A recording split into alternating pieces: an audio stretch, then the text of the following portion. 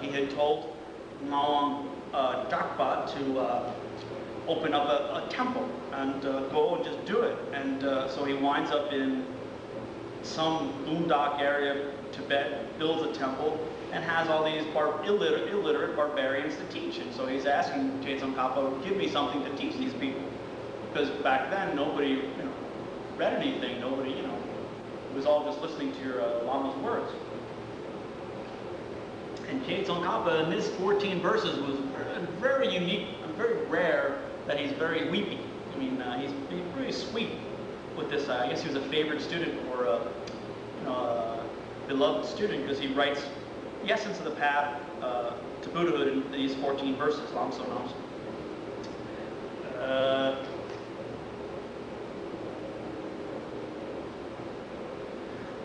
The path that their holy sons commend, that's bodhicitta they're talking about here. And the fortunate seeking freedom refers to achieving the path of seeing or having a direct perception of emptiness. The Lobsang Namsam, the three principal paths, will cover Ngenjung, which is renunciation, Jangsam, which is bodhicitta, and then Yangtak Tawa, which is correct view, which is a correct view of emptiness, karma, dependent origination, these things. Like two wings of a bird, with just bodhicitta, not much you can't get to Buddhahood. Just emptiness, you can't get to Buddha. But with these two things, a great understanding of the wish for enlightenment to help beings, and understanding emptiness, you can very much achieve Buddhahood. With Tantra in this life, that's the big pitch with Tantra.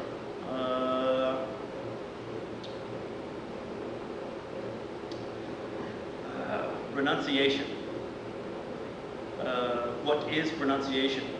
Renunciation is kind of like a healthy sickness for this type of suffering existence. If this samsara, what they call samsara pura, existed, it was in its essence suffering from its own side, there would be not really much use in practicing a religious path.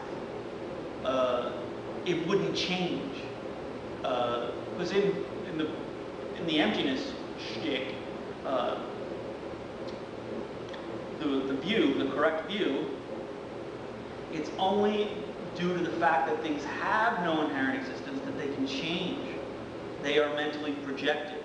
And those mental projections are being constantly forced on you by your past karma in the form of mental impressions you take within your mental continuum. Because of this, your reality can change. If, like in the first turning of the wheel, there's 3 turning of the wheels that Lord Buddha gave. The first turning of the wheel, he said to the 5 ascetics in the deer park in Varanasi. He said to the 5 ascetics, oh, life is suffering. There are causes for suffering. There's an end to suffering, and there's a path that I can teach you to get out of the suffering. And he said, oh, by the way, these things exist inherently. They exist essentially.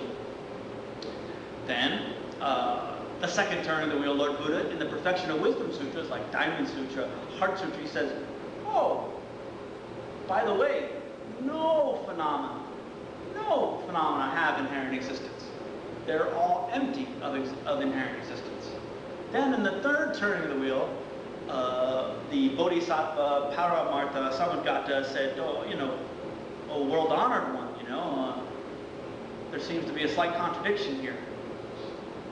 Essential existence, the lack of inherent existence, I'm getting a little confused here.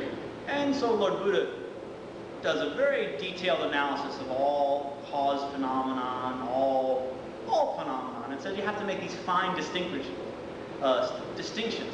I wouldn't tell you that everything lacks inherent. That's crazy talk.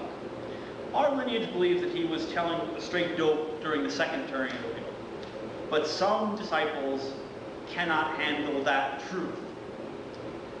I was working a job in Tucson, and I met some very devout born-again Christians. And when they started asking me about my Buddhist beliefs, I was like, well, we really don't accept the creator deity thing. And they flipped out, like they lost it on me. And it makes you think that some people, their beliefs, are whether it be political beliefs or religious beliefs, are very strong. And so Lord Buddha taught many different teachings that he could, to different disciples, to what they could handle at that time. It may not be the straight, dope truth, but he figured, well, this will get them to a certain, and that's how they believe the classic 4 Indian schools are. That slowly, slowly you get a better understanding of dependent origination and emptiness. And it takes you to a place where eventually you can go and meditate on the real deal. As a matter of fact, Tsongkhapa propounds that you can know a thing by everything that is not. You can know emptiness by contemplating the self-existence of phenomena. You can, to know the lack of inherent existence of phenomenon, you can think about the self-existence of phenomena and how that might function. They call it gaccha, a self-existent thing, the thing we deny in Tibetan, gaccha. And they say, how would this self-existent thing function? Just to get an understanding of emptiness. So renunciation. Basically, what you're renouncing in renunciation, you can be living a very happy suburban existence. All that you want to get rid of in this Buddhist renunciation is the suffering parts to you. The fact that you're forced to take on a mind that falls apart, bring parts of you that just fall apart. The main thing you want to get rid of is that. You could be having a nice big screen TV, having a good job, and have perfect renunciation.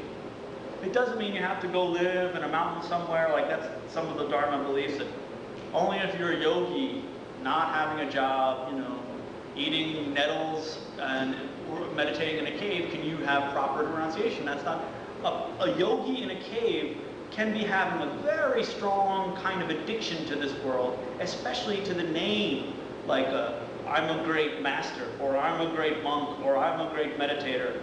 They can very much be a grasping, a self-cherishing person, very much into the things of this world while meditating in a cave.